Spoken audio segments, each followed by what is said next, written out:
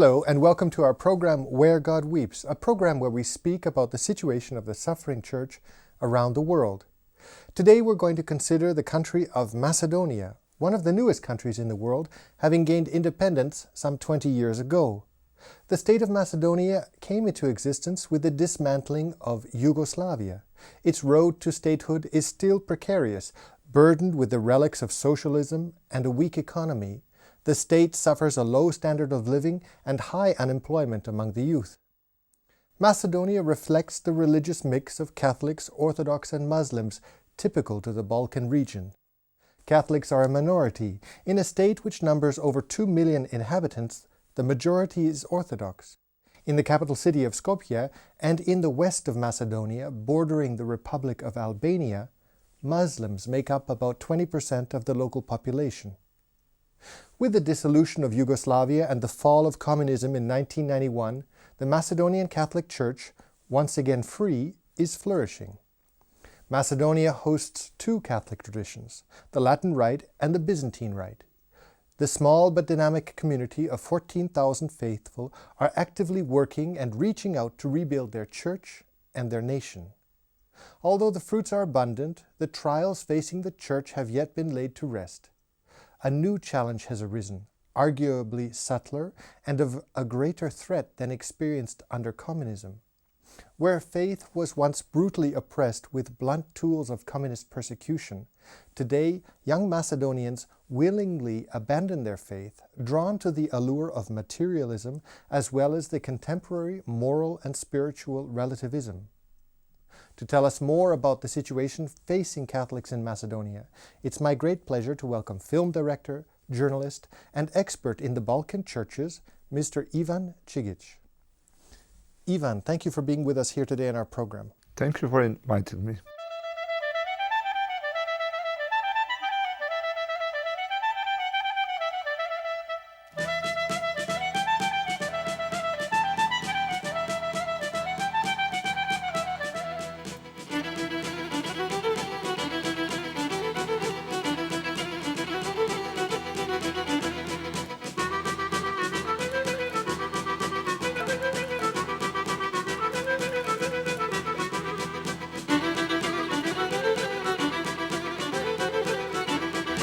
Ivan, you've just come back from a filming trip in Macedonia. Can you tell us what was the purpose of this trip? We came there to film a documentary on Catholic Church in Macedonia, spending there almost 20 days, passing from one part to another, trying to discover all details about Catholic Church over there. Were you impressed? Were you depressed? What was your emotional response when you came to this country? My first impression was about that it is very nice country, very nice, warm, welcoming people, but very poor. Macedonia was Republic of former Yugoslavia, was one of the poorest. After dismantling former Yugoslavia, they stayed by themselves, surrounded by the neighbors that were not very happy with the rising new state in that part of the world. Having all these economic difficulties, a lot of unemployment, agriculture, that is a main branch of economy, doesn't work at the moment very well. As they are not EU member state, they cannot really export their products on the West. So the situation is not really nice. Macedonia, as we've just stated, is a new country. How do you find, is it a country full of hope? Are the people hopeful, or have these difficulties that you've just explained somewhat dampened the enthusiasm? They have very nice characters. They are optimists. Although you cannot see on the streets that something is basically advancing. But so far what I see, I think it could be much better in the future. Now they are trying to settle at least some fundamental things in order to be able to raise their economy, to raise their social life, and to raise cultural life. But it will be very, very hard beginning. What about the unemployment? How are the young people coping with this in this new country, this new situation? The unemployment is pretty high, as well as in the other countries of the region. They calculate about 25%, although the grey economy is very high as well, so the numbers are, you cannot really rely on that official numbers. The average salary is about 250 euros per month, even for the highly educated people. That's So peanuts. it is pretty difficult to maintain the ordinary life, especially in the big cities. You mentioned that the rise of Macedonia as a new state was not welcomed by some of the neighbors, not only externally with the bordering neighbors, but also internally there have been clashes. Can you tell us a little bit about this? This part of the world was very troubled, especially after the fall of communism in Albania, because in the neighboring country, in the country that surround Albania, like Macedonia, Kosovo, Montenegro, lives a huge minority of Albanian people who, within certain reason, wanted to be a part of one state. So I think 7 years ago they started to ask more independence, more autonomy regarding cultural and political life. The Macedonian authorities were trying to make up some peace, but finally it ended with kind of limited conflict that lasted, I think, for 1 year and a half, with some casualties, but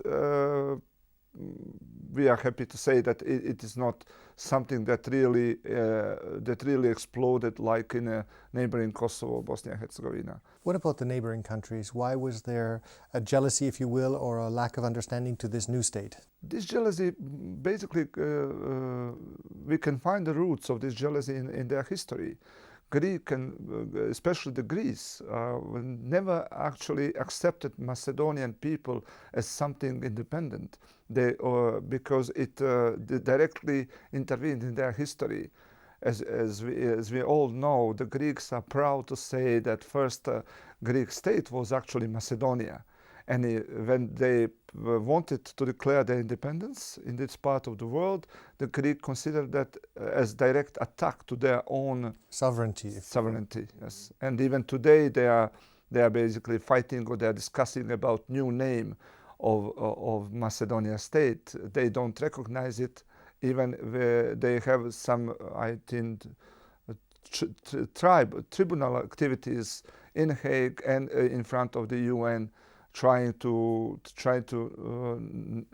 neglect basically the Macedonian name and the state. They want to take the name back for themselves as Yes, definitely. But after the NATO has accepted Macedonia as independent member state, it is much easier for them now to live. The Macedonian people now feel themselves much more secure than before. The Catholic Church in Macedonia is comprised of two traditions, the Byzantine tradition and the Latin Rite tradition. First of all, how did this come about? And secondly, how are these two traditions viewed within Macedonia, because they are both minority churches? Basically, Catholic Church of Latin Rite has been considered like missionary church. So it's considered a foreign body within Macedonia? That's correct. And Byzantine Rite Catholic Church there basically was a kind of branch of Orthodox Church until the 19th century, and they were based actually in today's Greece. And when Greeks wanted to deny their right to speak Macedonian language and to have the liturgy on their own language, in Greek, and trying to impose the Greek language to them, they decided to split and ask the Pope to accept them as a part of Catholic Church, and just to let them keep the language, Macedonian language, into the liturgy, and to keep the liturgy of their own. Vatican accepted that, and they proclaimed basically themselves as a part of the Catholic Church. That provoked huge clashes. Official Greek policy almost exterminated them. Majority of the people were killed. Others were expelled to today's territory. It means southeast part of today's state of Macedonia. What are the relations like today between, we have the Greek Orthodox, we have the Macedonian Orthodox Church, we have the Catholic churches within it, then you have the Muslim. It's a little bit complicated. It's a complicated yes. situation. Like always in Balkans. Basically, Greek Orthodox Church and Macedonian Orthodox Church almost consider Byzantine Rite Catholic Church as traitors. And communication between them is on very low basis. So, but with Islamic community, after the clash has been ended between different policy inside of Macedonia, I think that it becomes more peaceful and more creative at the moment. At the same time, the bishop of both the Latin Rite, because there's one bishop responsible for both the Latin Rite and the Byzantine Rite, he has as part of his motto, ut unum sint. Yes. So he would like to work towards reconciliation between these communities. How is this going ahead? How is this moving? Bishop Kyrios Stoyanov, I think it is one of the most important persons in the history of Catholic Church in Macedonia, especially considering that he's the first Macedonian bishop after 100 years. He's very well accepted by all religions in Macedonia. It is very interesting because even the media, although they have bishops in Orthodox Church, media is calling Kyrios Stoyanov Macedonian bishop. So it is very well perceived, it is very well seen, not just by believers, but also by the Macedonian people who are not necessarily believers, who are maybe just atheists or for some other religion. And he is trying very hard and with a lot of success to build the bridges among the religions, to show the goodwill to build together's future at that particular area, and I think he's succeeding. Is he being successful? Are Yes. the other denominations, the Orthodox, accepting his overtures? These are small steps, but these are secure small steps toward future. I think they're going to make it. They're going to make it, certainly.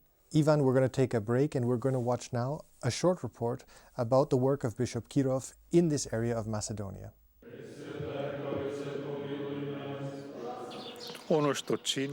Everything I do with great joy and satisfaction for the good of the Church. And everything that is done is a great joy and comfort to me, because something is being done for the good of Christ's Church.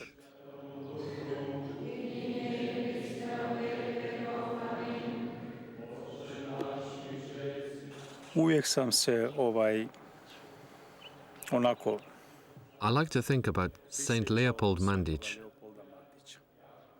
a man who, like me, came from a mixed background, where there were Orthodox, Catholics, and Muslims. His words really made an impression on me when he said, "Well, I'm back. I've returned in obedience to my superiors. But in the confessional, I will do everything I can for the unity of the Christians. I don't think any differently, because we too are in a mixed region of Catholics, Orthodox and Muslims. So I took the motto for myself, that we may be all one. Ut unum sint." Ut unum sint. In the cathedral in Strumica, one of the most touching moments of Holy Week is taking place.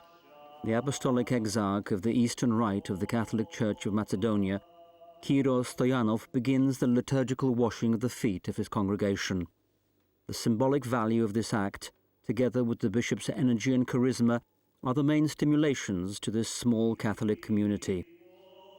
Father Zoran says that the appointing of this bishop sparked off a more fruitful phase for the Catholic Church in this Balkan state. In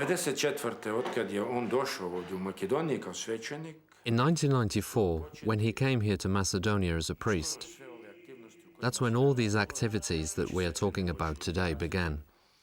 That's when the priests started to meet together. Then young priests started to come along. Even as an auxiliary bishop, he used to dedicate a lot of time to candidates for the priesthood, as well as already ordained priests. And even today, he just gets into his car and drives into one of the surrounding villages and walks around chatting to the people.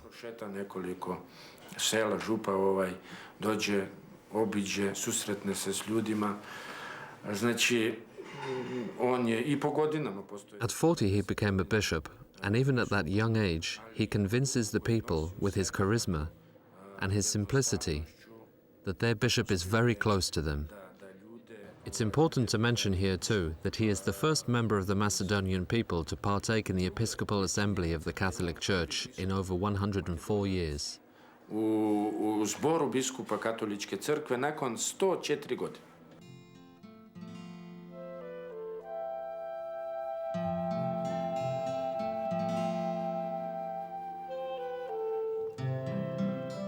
The bishop's invitation to unity and mutual ecumenist initiatives wasn't without response. In the little town of Ohrid, the cradle of Christianity in these parts, the Catholic and Orthodox churches try to follow the ecumenist incentive by embarking on joint ventures in projects that are important for the whole community. One such project is founding a daycare centre for children who suffer from cerebral palsy. It takes place in the parish of St. George, but the financing and organisation is the work of Father Stjepan Kušan from the local Catholic parish. Father Dima has very positive reports about this project of ecumenical participation.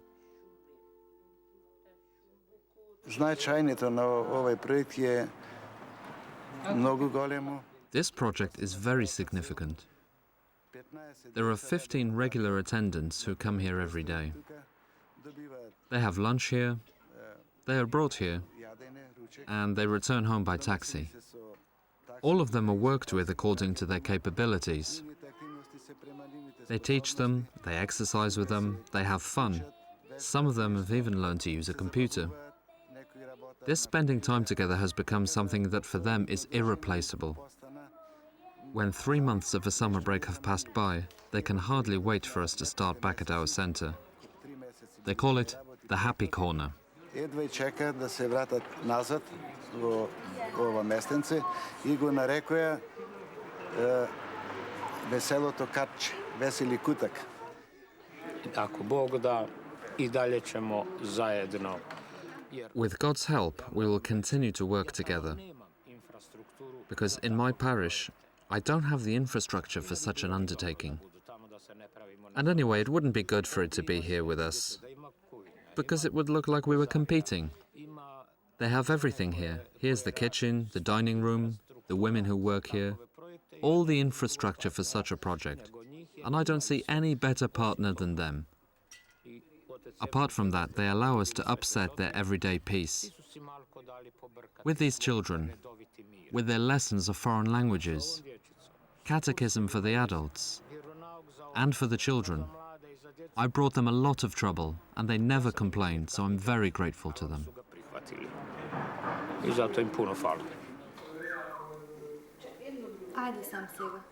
The psychologist Daniela Blażewska is the one who is best able to evaluate this interconfessional cooperation, being closely involved in the project.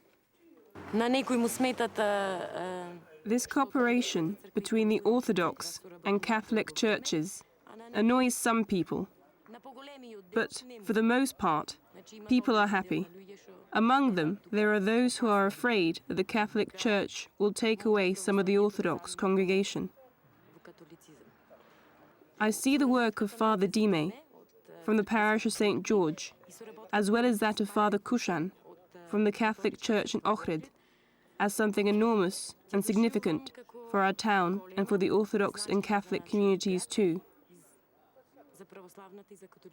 They've been collaborating for years now, and they are good friends because they have a lot in common in many areas.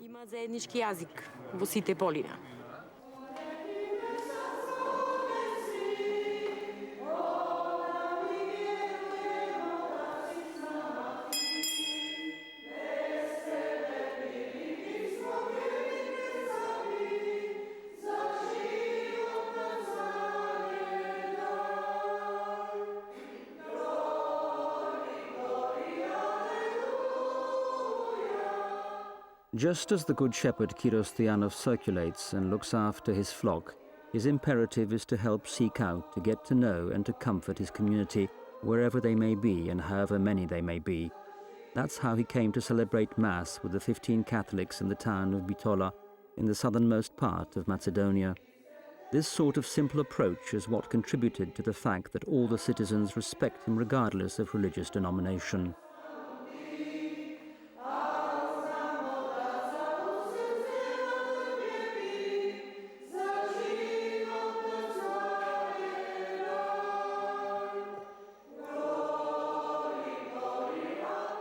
Ali narod je u Makedoniji prihvatio njega kao eto. The people of Macedonia receive him very well as the Catholic Bishop of Macedonia. It's interesting that on television they call him the Macedonian Bishop. The Orthodox bishops are Macedonian too, but this title is used exclusively when relating to him.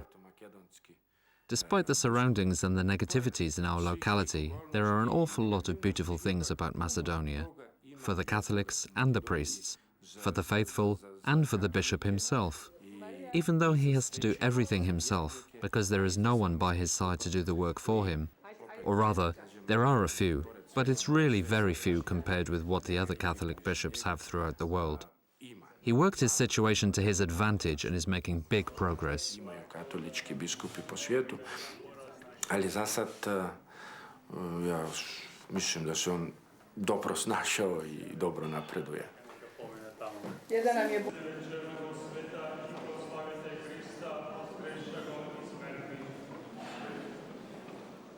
Otkad sam postao biskupom, Of course, when I became a bishop, the horizon opened up even wider than before. We need to build churches. Božjih hramova. Bar From this position now, I can see that the church is progressing. It's growing and developing, and people are more and more attracted to it.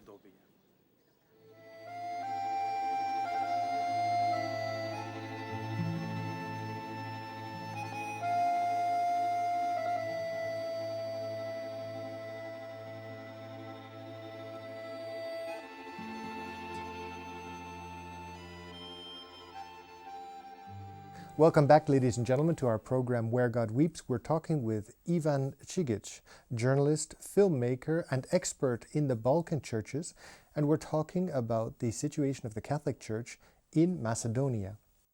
Ivan, thank you and welcome back to our program. Thank you. Ivan, the Catholic Church in Macedonia has been described as a persecuted church, certainly in its history and in some ways still today. Can you give us an idea, how has the Catholic Church suffered, been persecuted against in its history in Macedonia, and what is the situation today? First of all, we have to understand that there are a little bit more than 12,000 Byzantine Rite Catholics are completely surrounded by the Orthodox Church, and the relations between them were not very easy in their history. For some reason, I can say that it is kind of easy to be Catholic when you are majority in certain areas. But to be encircled completely and still persist to keep your faith and to keep the goodwill for cooperation is something that is really surprises me a lot when I was there. And also, I was mentioning before that the conflict between Greek Orthodox Church and Macedonian Orthodox Church that resulted with a huge extermination of the Macedonian Macedonian Orthodox believers in today's Greece. They were either killed, either expelled to today's Macedonia. So at the beginning of the 20th century, in order to stop their development, their bishops were or hijacked or killed. For certain decades, they didn't have a head of church at all. But step by step, they were closer and closer to Vatican, especially after nomination of Bishop Kyros Stoyanov. They took their position very firmly, very positively, and I think they are creating good future for all, not just for the Catholics in Macedonia, but for everybody else. I want to come back again to the question of the Catholic Church in Macedonia. We've spoken about the fact that there have been, for many generations, no hierarchy, but there have also been no priests, and many of the parishes have lain dormant or abandoned. How did the people keep the faith during a time when there were no priests, for example? It was interesting in a way that basically, although some of the churches in villages were empty for decades because they couldn't find enough priests to celebrate the Mass, but they kept collective memories. The collective memory was very strong at the point. They didn't want to abandon, and they didn't want to say that there is something else that could be that could replace their Catholic faith. So what happened immediately after Kiro Stoyanov was proclaimed as a bishop, a whole new generation of young priests has been basically born. And they are very well respected by community, and somehow they regained the hope that this church should be great again as it was, let's say, at the middle of the 19th century when all these tragedies has happened. And so far the people are coming back, the people are starting to confess, the people are starting to act more active role in the liturgy. What was interesting for me also that Orthodox believers, seeing so active Catholic priests are coming to the churches to confess, because they said they have a lot of opportunities in their own churches. So step by step they are closer and closer. They are coming for the liturgy on great days. For example, it happened to be, we were there for the Easter, and it was very nice to see small village Orthodox and Catholics together praying. It doesn't matter because it is a Catholic church or it is a Catholic priest. So these ecumenical relations are happening on a grassroots level? Yes, I think so. And what is the most important, the ecumenical relations are starting from believers, not from the hierarchy. So it means that they're going to last and they're going to be alive. Ivan Cigic, thank you for being with us here today in our program. Thank you one more time for inviting me. Thank you, ladies and gentlemen, for having been with us today on Where God Weeps. And if you'd like to know more about the situation of Catholics in Macedonia, I would encourage you to look at the contact information at the end of this program. And we look forward to seeing you next week. Take care.